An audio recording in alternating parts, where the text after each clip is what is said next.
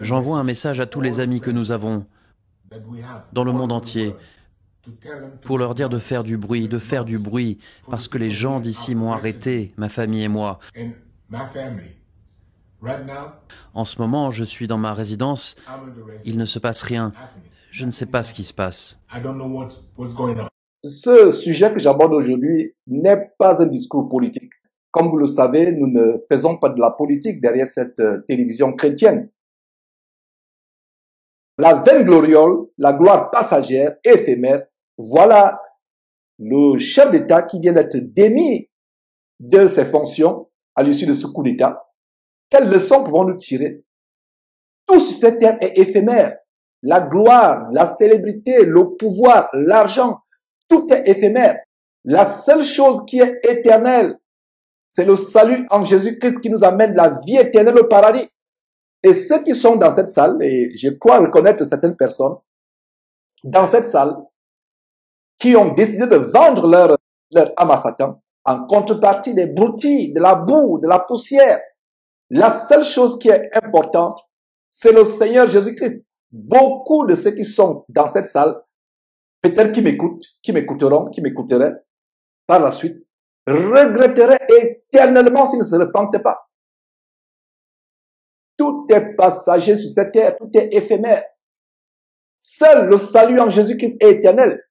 Et d'ailleurs, le président Bongo, Ali Ben Bongo, qui lui-même a été intronisé dans cette loge franc-maçonnique, aujourd'hui est démis de ses fonctions. Parce que les gens y vont pour avoir le soutien, pour avoir le pouvoir, pour être glorieux, pour avoir de l'argent, pour avoir des amis, des amitiés haut placées. Aujourd'hui, où sont les amis d'Ali Ben Bongo? Où sont ses amis? Où sont les amis d'Ali Ben Bongo?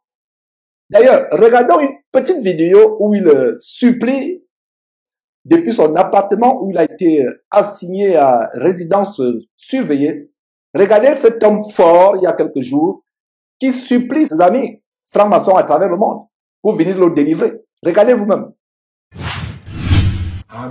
J'envoie un message à tous les amis que nous avons dans le monde entier pour leur dire de faire du bruit, parce que les gens d'ici m'ont arrêté, ma famille et moi. En ce moment, je suis dans ma résidence, il ne se passe rien. Je ne sais pas ce qui se passe. Voilà, mes frères et sœurs. Cet homme, il y a quelques années, était intronisé comme le grand maître de la loge nationale gabonaise, la loge équatoriale nationale gabonaise. Le voilà, démis de ses fonctions.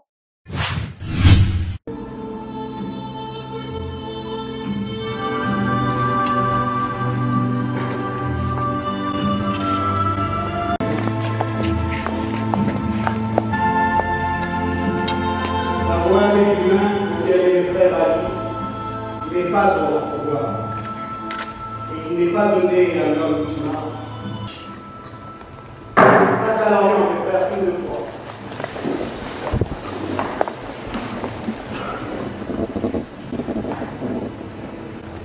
Je me suis appuyé sur ta vérité, ô roi, dans le passé, qui a inspiré le dévouement et la volonté de ceux qui ont présidé à nos destinées, étend sur nous toute ta protection.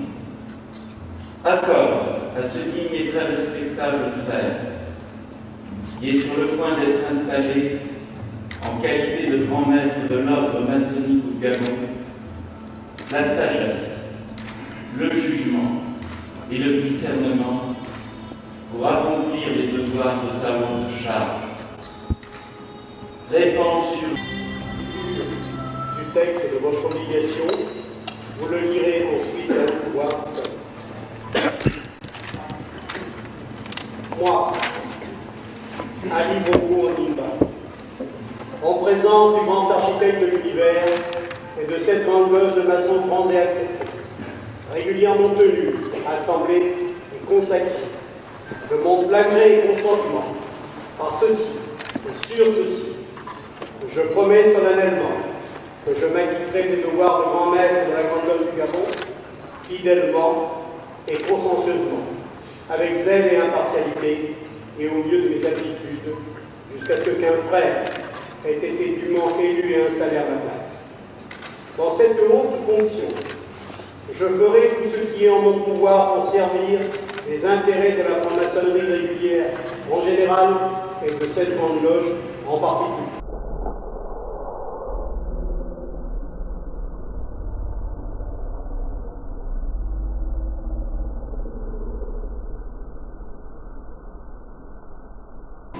Que le grand architecte de l'univers m'aide et m'arme de constance pour remplir cette obligation solennelle que je prends grand maître de la grande loge du Gabon.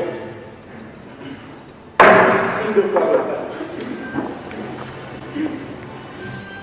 Moi, Ali Bongo Ondimba, en présence du grand architecte de l'univers et de cette grande loge de maçons francs et acceptés, régulièrement tenue, assemblée et consacrée, de mon plein gré et consentement, par ceci et sur ceci, je promets solennellement que je m'acquitterai des devoirs de grand maître de la grande loge du Gabon, fidèlement et consciencieusement, avec zèle et impartialité, et au mieux de mes aptitudes, jusqu'à ce qu'un frère ait été dûment élu et installé à ma place. Dans cette haute fonction, je ferai tout ce qui est en mon pouvoir pour servir les intérêts de la franc-maçonnerie régulière en général et de cette grande loge en particulier. Le grand architecte de l'univers m'aide et m'arme de constance pour remplir cette obligation solennelle que je prends comme grand maître de la grande loge du Gabon.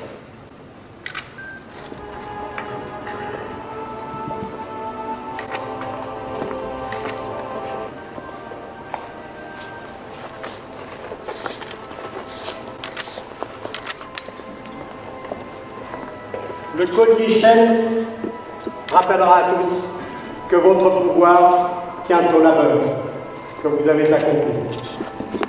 Le bijou de la charge, un compas sur un arc de cercle, insérant un triangle irradié où au centre figure l'œil, matérialise le compas qui pour vous est déjà un symbole connu, mais qui pour un grand maître est ouvert à 45 degrés.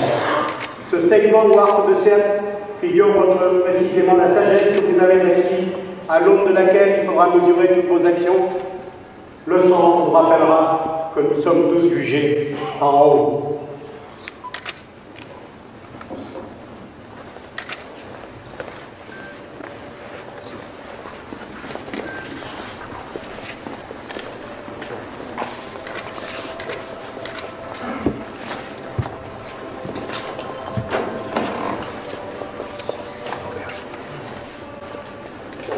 Pour moi que de vous placer dans la chair du roi Salomon. Le voilà démis de ses fonctions. Il pleurnichait dans la vidéo précédente en appelant au secours. Et pour ceux qui ne le savent pas, la raison pour laquelle les gens vont dans la franc-maçonnerie, c'est parce qu'ils sont tellement solidaires. Vous pouvez avoir des problèmes en justice. Et si vous êtes devant un magistrat franc-maçon, vous faites des signes de détresse que lui seul peut voir, c'est un signe. Et il va vous reconnaître comme un franc-maçon, comme son confrère, son frère de lumière, pour ne pas dire des ténèbres, parce qu'en fait c'est la fausse lumière luciférienne que Satan leur apporte. Donc il vous reconnaît comme étant le frère de lumière et il court, il vole à votre secours. Où sont-ils maintenant, ces frères de lumière francs-maçons à travers le monde qui l'appellent au secours dans cette vidéo que vous venez de suivre? Et voilà mes frères et sœurs, voilà la leçon à tirer de cette situation. Encore, je vous ai dit, le discours que je suis en train de tenir actuellement n'a rien à voir de politique. C'est un moyen pour évangéliser, pour montrer que tout cela est éphémère. Tout cela est éphémère. Beaucoup de jeunes gens sont séduits par la franc-maçonnerie. Ils sont séduits par la franc-maçonnerie. C'est la voie de la mort. Non seulement la mort, la voie de l'enfer. D'ailleurs, pour ceux qui s'initier à la franc-maçonnerie, vous devez réciter des serments où vous jurez en offrant votre cœur, vos entrailles, votre langue, au cas où vous désobéirez aux préceptes de la franc-maçonnerie. Vous faites des serments sur votre vie, alors que le Seigneur Jésus a dit de ne pas jurer ni sur votre tête, ni par votre tête, ni sur quoi que ce soit, ni par quoi que ce soit, de ne pas jurer. Mais ils jurent, ils font des serments où ils disent, si j'enfreins aux règles de cette grande loge, que mes entrailles soient arrachées et jetées au fond de la mer, que mon cœur soit arraché, et c'est la raison pour laquelle la plupart meurent de crise cardiaque, est-ce que vous le saviez, ou de cancer, quand ils ont désobéi ou enfreint aux règles de la franc-maçonnerie. D'autres meurent dans des accidents effroyables, des accidents de circulation effroyables, parce qu'ils ont désobéi. Voilà ce qui se passe quand on fait un pacte avec le diable. Et nous voyons en Jean chapitre 10, verset 10, le diable ne vient que pour dérober, égorger et détruire. Je ne peux pas vous cacher ma joie en voyant ces militaires qui ont commencé l'une de leurs premières réunions par un mot de prière. Je ne peux pas vous cacher ma joie. Ma joie est fondée sur la parole de Dieu en Proverbe chapitre 11. Et vous allez comprendre pourquoi je suis joyeux en tant que chrétien et prédicateur de l'évangile de Christ. Proverbe chapitre 10, versets 10 à 11. Que dit ce passage? Chapitre 11, Proverbe chapitre 11, notez ce verset. Versets 10 à 11. Quand les justes sont heureux, la ville est dans la joie. Et quand les méchants périssent, on pousse des cris de joie. Donc quand les justes sont heureux, la ville, donc verset 10, quand les justes sont heureux, la ville est dans la joie. Et quand les méchants périssent, on pousse des cris de joie. Je ne peux pas m'empêcher d'être dans la joie, de voir comment ces militaires commencent par un mot de prière, et cela est en diamétrale opposition avec ce qu'on a vécu pendant des décennies. J'espère que ce n'est pas du bluff et que c'est une nouvelle ère. Je veux bien croire que c'est une nouvelle ère. C'est ma prière à Dieu que ce soit une nouvelle ère. Donc je suis dans la joie en voyant comment cette sodomie institutionnalisée par la dynastie Bongo, peut-être par la grâce de Dieu, pourra prendre un terme. Peut-être que ces sacrifices humains, les enfants, ces victimes qui sont sacrifiés, peut-être ce sera une fin.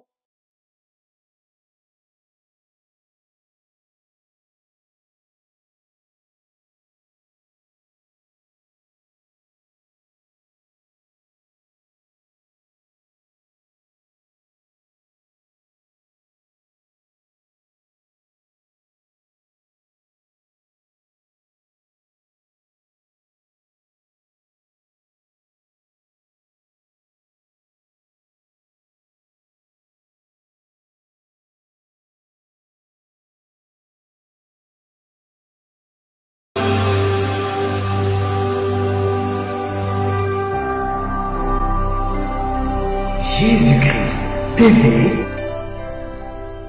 vous connaîtrez la vérité et la vérité vous affranchira.